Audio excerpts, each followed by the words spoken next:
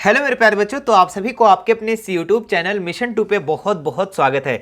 तो आज हम क्लास 8 का हिंदी का मोस्ट इंपॉर्टेंट क्वेश्चन आज इस वीडियो में हम करवाने वाले हैं। ठीक है, ये ओरिजिनल क्वेश्चन है मेरे प्यारे बच्चों, PYQ क्वेश्चन। तो यहां से आपके एग्जाम में सवाल जरूर बन सकते हैं, तो आप इस वीडियो को पूरा देखिएगा। ये सारे क्वेश्चन, इसमें हम आप लोग को 50 क्वेश्चन करवाएंगे। कितने क्वेश्चन? 50 क्वेश्चन करवाएंगे, और ये सारे प्रश्न आपके ओरिजिनल है। ठीक है, तो चलिए शुरू करते हैं और सभी प्रश्नों को हम लोग देखते हैं।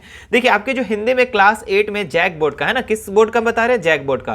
तो ये बोर्ड में बच्चों आप लोग का सबसे पहले गद्यांश पूछा जाएगा। ठीक है, और इस गद्यांश को आपको पढ़ना है। ये पैराग्राफ दिया रहेगा, ठीक है, इतना, और इसको पढ़ना है और इससे रिलेटेड कुछ सवाल पूछे जाएंगे, उसका जवाब देना है। तो चलिए सबसे पहले हम लोग गद्यांश को पढ़ते हैं ध्यान से।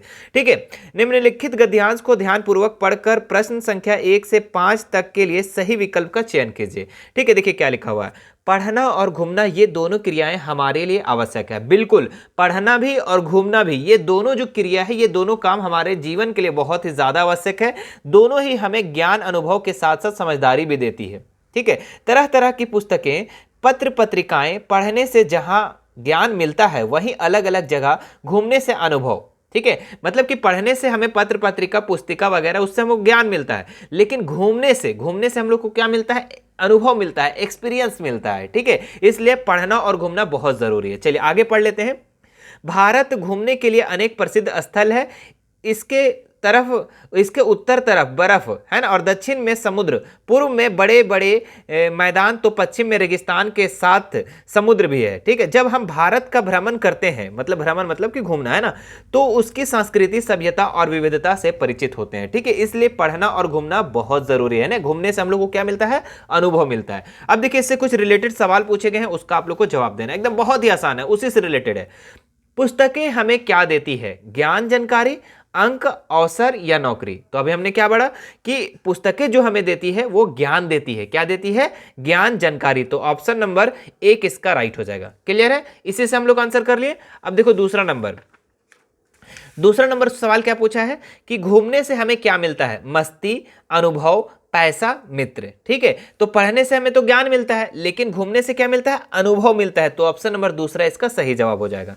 अगला देखिए, तीसरा नंबर को जो क्वेश्चन पूछा गया है, भारत के पश्चिम में क्या है? ठीक है, तो रेगिस्तान, समुद्र या बर्फ या मैदान या पर्वत? ठीक है, तो भारत के पश्चिम में, अभी हमने जस्ट क्या देखा था, तो देखिए आप लोग को पैरा को देखना है। ठीक है, और देखो भारत के पश्चिम में पूछा है ना, भारत के पश्चिम में रेगिस्तान है। क्या है? रेगिस्तान के साथ समुद्र भी है। ठीक है, तो रेगिस्तान इसका राइट उत्तर हो जाएगा, रेगिस्तान, समुद्र, ऑप्शन नंबर 1। क्लियर है? देखो एकदम इसी से आंसर आप लोगों को करना है। देखिए 4 नंबर जो क्वेश्चन पूछा गया है, जब हम भ्रमण करते हैं तो वहां किस चीज से परिचित होते हैं? संस्कृति, सभ्यता, विविधता, इनमें से भी। ठीक है, तो जब हम भ्रमण करते हैं, घूमते हैं, तो हम लोग किन चीजों से परिचित होते हैं? संस्कृति से, वहां की कल्चर से, सभ्यता से, वहां की विविधता से, मतलब कि इनमें से सभी इसका उत्तर हो जाएगा ऑप्शन नंबर 4। क्लियर है? चलिए अगला देखिए, 5वां नंबर जो क्वेश्चन पूछा गया है कि उत्तर का विलोम शब्द है। ठीक है, तो उत्तर का विलोम क्या होगा? उत्तर का जस्ट विलोम का मतलब होता है उल्टा, तो उत्तर दक्षिण इसका उत्तर हो जाएगा ऑप्शन नंबर 4। क्लियर है? चलिए अगले सवाल की तरफ हम लोग बढ़ते हैं। देखिए, अब एक गद्यांश तो कंप्लीट हो गया, अब एक पद्यांश दिया रहेगा, मतलब एक कविता दिया रहेगा। ठीक है, तो देखिए क्या लिखा हुआ है। निम्नलिखित काव्यांश को ध्यानपूर्वक पढ़कर 6 से 10 तक के लिए सही विकल्प का चयन करें। मतलब कि आपको काव्यांश को बहुत ही ध्यान से पढ़ना, और इससे कितने सवाल पूछा गया? 6 से 10, मतलब 5 ठो इसमें सवाल पूछा गया। अब इस सवालों को आपको जवाब देना। पढ़ते हैं। पेड़ सह कर धूप खुद देते, सभी को छाह अपनी, मदद करने को बढ़ाते डालियां सी बाह अपनी, खींचते रहते निरंतर ये हवा गंदी गंदी हमारी, हमें मिलती इन्हीं से प्राण वायु विशुद्ध सारी। ठीक है, सींचते धरती हमारी, बादलों को भी बुलाते, जल बरसता खेल उपवन, वन सभी लहलहाते। ठीक है, अब देखिए इससे कुछ सवाल पूछा गया। क्या है? उपयुक्त काव्यांश का उपयुक्त शीर्षक थे। तो यहाँ पे आप देख सकते हैं, जितना भी यहाँ पे लिखा गया है पेड़ के बारे में लिखा गया, तो इसका हम लोग क्या दे देंगे? पेड़ दे देंगे इसका उपयुक्त शीर्षक। ठीक है, शीर्षक मतलब होता है पाठ का हेडिंग। ठीक है, पाठ का जो चैप्टर नेम होता है ना, उस चीज को। ठीक है, अब देखिए 7 नंबर क्वेश्चन क्या पूछा है कि पेड़ धूप सह कर हमें क्या देती है? फल देती है, फूल देती है, लकड़ी देती है, छां देती है। तो हमने जस्ट पढ़ा था, पेड़ जो है धूप सह कर, ठीक है, पेड़ जो है ये धूप सहकर क्या देती है? हमें छाह देती है। तो छाह इसका उत्तर हो जाएगा ऑप्शन नंबर 4। क्लियर है? चलो आगे देखते हैं हम लोग नेक्स्ट सवाल। नेक्स्ट जो पूछा गया है कि दूषित हवा को खींचकर पेड़ क्या करते हैं? दूषित हवा को खींचकर पेड़ क्या करते हैं? वर्षा करवाते हैं, लकड़ी प्रदान करते हैं, विशुद्ध वायु प्रदान करते हैं, प्राणवायु प्रदान करते हैं या फल देते हैं? तो दूषित हवा को खींचकर पेड़ क्या करता है? कार्बन डाइऑक्साइड को लेता है, दूषित हवा को, और हमें शुद्ध विशुद्ध वायु प्रदान करते हैं। यानी कि ऑप्शन नंबर तीसरा इसका सही हो जाएगा। देखो 9 नंबर सवाल है, हमें किससे प्राण, है ना, क्या बोल रहा है? हमें किससे प्राण मिलता है? अशुद्ध वायु से, विशुद्ध वायु से, या भोजन या जल से? तो हमें प्राण किससे मिलता है? विशुद्ध वायु से, है ना, अच्छा वायु, शुद्ध वायु से। चलिए अगला देखते हैं हम लोग, क्या है? उपवन का पर्यायवाची शब्द है, ठीक है। तो उपवन को पर्यायवाची शब्द बगीचा कहते हैं, बाग कहते हैं, वाटिका, या इनमें से सभी? तो उपवन को जो हो जाएगा इसमें से, बगीचा भी कहते हैं हम लोग, बाग भी कहते हैं, वाटिका भी, तो इनमें से सभी इसका ऑप्शन नंबर 4 इसका सही जवाब हो जाएगा। चलिए अगले सवाल की तरफ हम लोग बढ़ते हैं। हाँ देखिए 11 से लेके 20 तक का आप लोग को सही विकल्प यहाँ पे चयन करना है, जो कि आपको ग्रामर से दिया रहेगा, यहाँ से व्याकरण से, ठीक है। अग्नि का तद्भव रूप बताइए। तो अग्नि का तद्भव रूप क्या हो जाएगा? आग, आगे, इन, अधिक, या फिर आश्रित? तो अग्नि का तद्भव रूप आग हो जाएगा। तो ऑप्शन नंबर 1 इसका सही जवाब हो जाएगा। अगला सवाल देखो, उच्चारण शब्द का संधि विच्छेद कीजिए। उच्च जोड़ चारण, उत जोड़ चारण, उत जोड़ चारण, या फिर उ जोड़ चारण, ठीक है। तो देखिए इसका जो सही उत्तर हो जाएगा उत जोड़ चारण, ठीक है। ये वाला आप देखिएगा लकार लगा रहना चाहिए, उत जोड़ चारण, ऑप्शन नंबर दूसरा इसका सही जवाब हो जाएगा। जो पहले से टिक किया है उस पर आप लोग ज्यादा दिमाग मत लगाइएगा, जो हम बता रहे हैं वो आपका सही है। सम्मान का विलोम बताइए, ठीक है। सम्मान का विलोम, सम्मान का मतलब उल्टा बताना है इसका। सम्मान का क्या हो जाएगा? अपमान, है ना। सम्मान करना किसी का तो अपमान करना, बेइज्जती करना, तो ऑप्शन नंबर तीसरा इसका सही जवाब हो जाएगा। अगला देखो, पुत्र का पर्यायवाची शब्द है, पुत्री, पौत्र, बेटी, बेटा। तो पुत्र का पर्यायवाची, पुत्र को हम लोग क्या बोलते हैं? बेटा बोलते हैं ना, बेटा, है ना। तो ऑप्शन नंबर 4 इसका राइट हो जाएगा। अभिमान शब्द का उपसर्ग बताइए। अभिमान शब्द का उपसर्ग बताना है। तो उपसर्ग मतलब क्या होता है? जो शब्द के पहले लगता है। तो अभी, अभिमान, अभी जो है बच्चों आपका इसका उपसर्ग हो जाएगा, ऑप्शन नंबर दूसरा, ठीक है। उम्मीद है कि आपको वीडियो अच्छा लग रहा है। तो वीडियो को अच्छा लग रहा होगा तो वीडियो को आप लोग जल्दी से लाइक कर देंगे, ठीक है। और लाइक करने के साथ साथ हमारे चैनल को अभी तक सब्सक्राइब नहीं किया तो सब्सक्राइब कर लेना, ठीक है। और बेल आइकन बटन को जरूर दबा लेना, ताकि हमारे पल पल के अपडेट आपको मिलते रहे। और आपके जो भी दोस्त होंगे, मित्र होंगे, उन्हें भी इस वीडियो को शेयर जरूर कर दीजिएगा। देखिए 16 नंबर सवाल, आई प्रत्यय से बना शब्द क्या है? देखो प्रत्यय, प्रत्यय क्या होता है? शब्द के लास्ट में लगता है। तो देखिए आई, ग्रामीण, ये तो कोई रिलेशन नहीं है। अर्पित, आई नहीं हो रहा है। रोगी नहीं, पढ़ाई, पढ़ाई आई, पढ़ाई आई, यानी ऑप्शन नंबर 4 इसका राइट हो जाएगा। पढ़ाई, देखिए लास्ट में क्या लग रहा है? आई जैसा लग रहा है ना, तो आई इसका सही उत्तर हो जाएगा, पढ़ाई। सेनापति में कौन सा समास है, ठीक है। तो अव्यय भाव, तत्पुरुष, द्विंद या द्विगु, ठीक है। तो सेनापति में कौन सा समास है? तो ये आपका हो जाएगा तत्पुरुष समास। कौन सा हो जाएगा? तत्पुरुष समास, ऑप्शन नंबर दूसरा इसका सही जवाब हो जाएगा। अगला देखिए, टोकरी में रसीले आम है, विशेषण बताइए, ठीक है। विशेषण बताना है यहाँ पे। तो टोकरी में कैसे आम है? रसीले आम है। टोकरी तो यहाँ तो ये नहीं होगा, ठीक है, ये तो कर्म हो जाएगा, ठीक है। अब देखो यहाँ पे क्या है? रसीले आम, आम रसीले, है ना। तो विशेषण क्या बता रहे हैं यहाँ पे? रसीले। तो ऑप्शन नंबर दूसरा इसका राइट हो जाएगा। मिद्दू खाली स्थान, ठीक है। रखाल के साथ कुछ अमरुद भिजवाए थे, ठीक है। तो रिक्त स्थान में कारक चिन्ह लगाना है। देखिए मिद्दू ने, मिद्दू से, रखाल के कुछ नहीं, मिद्दू ने हो जाएगा, ठीक है। मिद्दू ने रखाल से कुछ, रखाल के साथ कुछ अमरुद भिजवाए थे। तो ने इसका सही ये कारक हो जाएगा, ठीक है, ऑप्शन नंबर तीसरा। चलो अगला देखो, हाथ मलना। हाथ मलना मुहावरे का सही अर्थ क्या है? तो हाथ मिलाना, मलाई खाना, भाग जाना, बहुत पछताना। हाथ मलना, जब हम लोग पास कुछ नहीं रहता है तो क्या होता है? हम लोग हाथ मलने लगते हैं, ठीक है। हाथ मलने लगते हैं मतलब बहुत पछताने लगते हैं, ठीक है। तो ऑप्शन नंबर 4 इसका राइट हो जाएगा। अगला सवाल देखो यहाँ पे, जो कि आपका गद्यांश दिया हुआ है, इस गद्यांश को पढ़ना है और इससे रिलेटेड कुछ सवाल देना है, जवाब देना है, ठीक है। देखिए हमारी शासन व्यवस्था की नींव है भारतीय संविधान। बिल्कुल, हमारी जो शासन चल रहा है हमारा भारत में, वो संविधान के अकॉर्डिंग चल रहा है, ठीक है। भारतीय संविधान ये नींव है, ठीक है, समझ लो, रीढ़ की हड्डी बोल सकते हो, है ना। इसके निर्माण के लिए 1946 में गठित संविधान सभा में इस पावन धरा के कई सपूतों अपनी सक्रिय भूमिका निभाई थी। इसमें से दो थे, ठीक है, मारंग गोमके जयपाल सिंह मुंडा और बाबू राम नारायण सिंह थी, ठीक है। चलिए ये दोनों बहुत बड़ी भूमिका इन दोनों का था, ठीक है, संविधान सभा में। अब देखो अगला क्या है, यहाँ पे कुछ रिलेटेड सवाल पूछे गए हैं। उपयुक्त गद्यांश किस पाठ से लिया गया है? तो ये गद्यांश जो है बच्चों आपका गुरु शिष्य या अपराजिता या फिर झारखंड के दो सपूत या मित्र। तो आप लोग एक चैप्टर पढ़े होंगे कि झारखंड के दो सपूत, यहीं से ये इस जो पैराग्राफ को लिया गया है। तो ऑप्शन नंबर तीसरा इसका सही जवाब हो जाएगा। चलो बाबू देखो अगला सवाल जो पूछा गया है कि हमारी शासन व्यवस्था की नींव है, ठीक है, धर्म, कोटि, भारतीय संविधान या फिर संस्कृति। तभी हम लोग जस्ट पढ़े हमारी शासन व्यवस्था की नींव क्या है, भारतीय संविधान, ठीक है। तो भारतीय संविधान यानी ऑप्शन नंबर तीसरा इसका सही जवाब हो जाएगा। अगला देख लेते हैं हम लोग क्या लिखा हुआ है यहाँ पे कि मरांग गोमके किन्हें कहा गया है, मरांग गोमके, ठीक है, जयपाल सिंह मुंडा को, बाबू नारायण सिंह, तिलका मांझी को या बिरसा मुंडा को। तो मरांग गोमके जो बोला गया है किसको बोला गया था, देखिए मरांग गोमके जयपाल सिंह मुंडा को कहा गया था। किसको कहा गया था, जयपाल सिंह मुंडा को। तो ऑप्शन नंबर इसका 1 इसका सही हो जाएगा। क्लियर है। चलिए अगला देख लेते हैं हम लोग। सन 1946 में किसका गठन हुआ, ठीक है, 1946 में किसका गठन हुआ, लोकसभा, विधानसभा, आम सभा, संविधान सभा। तो 1946 में किसका गठन हुआ था, और संविधान सभा का। ऑप्शन नंबर 4 इसका राइट हो जाएगा। सपूत का विलोम क्या होगा, तो सपूत का हो जाएगा कपूत। ऑप्शन नंबर 1 इसका सही हो जाएगा। अगला देखो, छोटा जादूगर पैसे क्यों कमाना चाहता था। तो क्यों कमाना चाहता था, छोटा जादूगर था जो पैसा क्यों कमाना चाहता था, देश की सेवा के लिए, माँ की सेवा के लिए, फीस भरने के लिए, घूमने के लिए। तो माँ की सेवा के लिए वो पैसा कमाना चाहता था छोटा जादूगर, ठीक है। अब देखो 37 नंबर में सवाल पूछा गया है, लेखक की पत्नी ने तमाशा देखने के बाद छोटा जादूगर को क्या कह दिया, शरबत, खिलौने, रुपया, कंबल, ठीक है।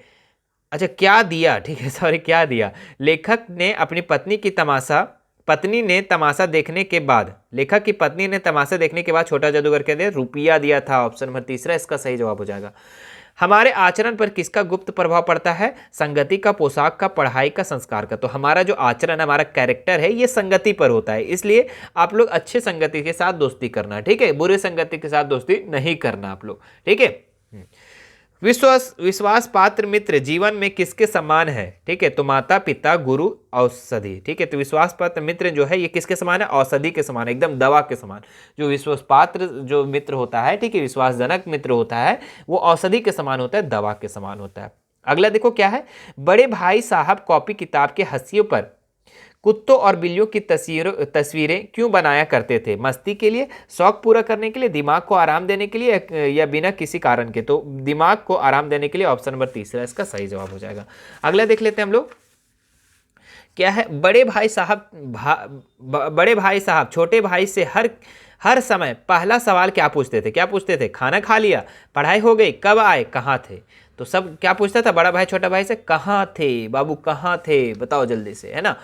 कलिंग की राजकुमारी का क्या नाम था, तो पद्मा। क्या नाम था, पद्मा, यानी ऑप्शन नंबर 1 इसका राइट हो जाएगा। अमरूद का पेड़ पाठ के लेखक के मकान का मुखड़ा किस ओर था, तो पूर्व की ओर, पश्चिम की ओर, उत्तर की ओर, दक्षिण की ओर। तो पश्चिम की ओर थे, ठीक है। ऑप्शन नंबर 2 इसका सही जवाब हो जाएगा, ठीक है। देखिए ये जो टिक किया हुआ उस पर आप लोग ध्यान ना देंगे।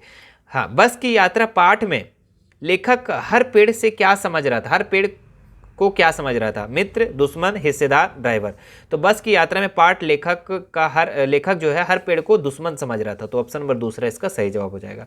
डॉक्टर चंद्रन में कौन कौन से गुण थे, धैर्य, दृढ़ इच्छा शक्ति, लगन, इसमें से सभी। तो जो डॉक्टर चंद्र थे उनमें क्या क्या गुण थे, धैर्य भी था, उनमें पेशेंस भी था, दृढ़ इच्छा शक्ति भी था, लगन भी था। तो इनमें से सभी इसका ऑप्शन नंबर 4 इसका सही जवाब हो जाएगा। हाँ, अब देखिए यहाँ एक काव्यांश दिया है, इसी तरीके का आप लोग का एग्जाम में प्रश्न रहेगा, है ना, और इससे अब कुछ रिलेटेड सवाल पूछा जाएगा, वो देखना है, ठीक है।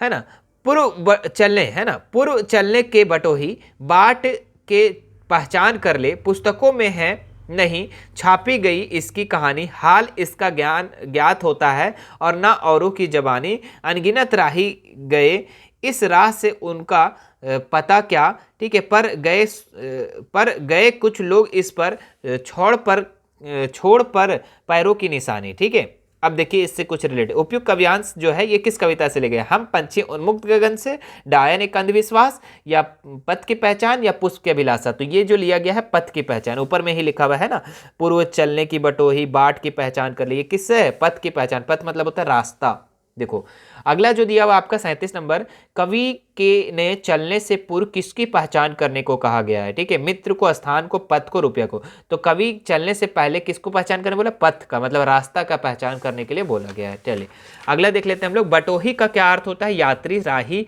पथिक, इनमें से सभी। तो बटोही का मतलब होता है राही, यात्री, पाथिक, मतलब कि इनमें से सभी इसका राइट हो जाएगा ऑप्शन नंबर 4।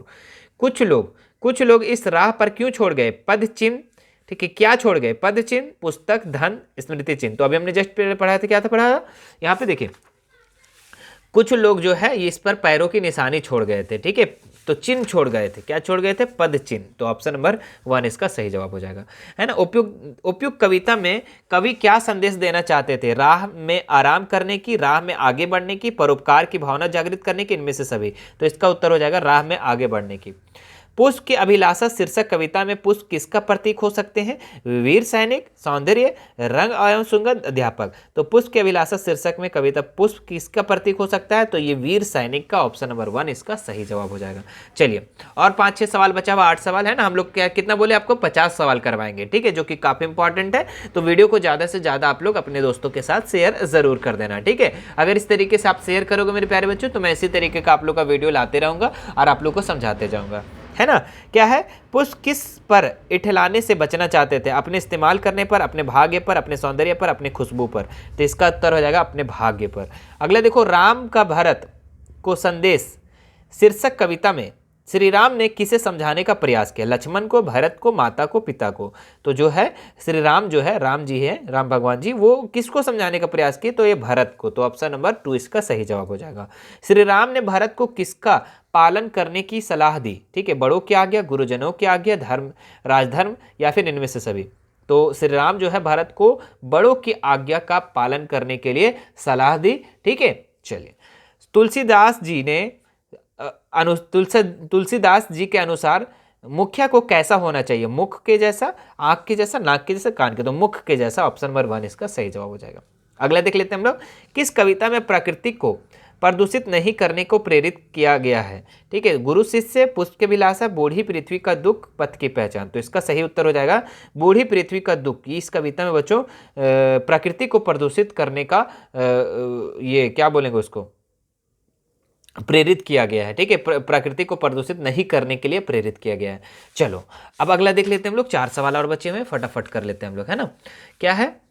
रात के सन्नाटे में नदियां क्यों रोती है? तो पानी की कमी के कारण, प्रदूषित होने के कारण, या फिर वर्षा नहीं होने के कारण, या फिर जनसंख्या में वृद्धि के कारण। तो इसका उत्तर हो जाएगा रात में सन्नाटे में नदियां क्यों रोती है? तो प्रदूषित होने के कारण। इसलिए क्या होता है, पानी में हम लोग को गंदगी नहीं करना चाहिए, है ना। हाँ, तुलसीदास रचित राम का भरत को संदेश कविता कहाँ से ली गई है? रामायण से, रामचरितमानस से, महाभारत से, श्री राम भगवत गीता से। ठीक है, तो इसका सही उत्तर हो जाएगा रामचरितमानस से। अगला देख लेते हैं हम लोग, डायन एक अंधविश्वास शीर्षक कविता में गांव के लोग किसी की मृत्यु होने पर किसे जिम्मेदार मानते थे? तो बीमारी का, अस्पताल की कमी, या फिर समय पर डॉक्टर का ना मिलना। तो बूढ़ी औरत। तो बूढ़ी औरत, अगर गांव में कोई भी मिल जाता था, कोई भी मर जाता था, तो उसका जो जिम्मेदारी ठहरा देते थे बूढ़ी औरत को। ठीक है, बूढ़ी औरत, उसको डायन समझते थे वो लोग। अगला देख लेते हैं हम लोग, क्या है, जो कि लास्ट सवाल है, डायन एक अंधविश्वास शीर्षक में किस सामाजिक बुराई को दूर करने का आह्वान किया गया है? तो बाल विवाह का, बाल श्रम का, दहेज प्रथा, या अंधविश्वास। तो अंधविश्वास इसका सही उत्तर हो जाएगा। तो ये था मेरे प्यारे बच्चों आप लोग का 50 सवाल, ठीक है, जो कि हमने हिंदी का सवाल आपको करवा दिया। मुझे आशा है कि आपको ये वीडियो पसंद आया होगा। पसंद आया होगा तो इस वीडियो को आप लोग ज़्यादा से ज़्यादा लाइक करेंगे और अपने दोस्तों के साथ, है ना, लाइक करेंगे और अपने दोस्तों के साथ इस वीडियो को शेयर ज़रूर कर देना, जरूर से ज़रूर करना, ठीक है, ज़रूर से ज़रूर, ठीक है, ताकि सभी लोग इसका फायदा ले सके। ठीक है, हाँ, चलिए फिर मिलते हैं हम आपको नेक्स्ट वीडियो में, और इसी तरीके का वीडियो आप लोग को लाते रहूंगा और आप लोग को तैयारी इसी तरीके से करवाते रहूंगा। ठीक है, चलिए फिर मिलते हैं नेक्स्ट वीडियो में, और आप लोग अपना एग्जाम अच्छे से लिखना मेरे प्यारे बच्चों। ठीक है, बेस्ट ऑफ लक उसके लिए। और अभी फिर हम आएंगे, ठीक है, दूसरे सब्जेक्ट को लेकर के। तो वीडियो को आपको, चैनल को सब्सक्राइब एक बार कर लेना है। ठीक है, चलो मिलते हैं नेक्स्ट वीडियो में। Thank you so much.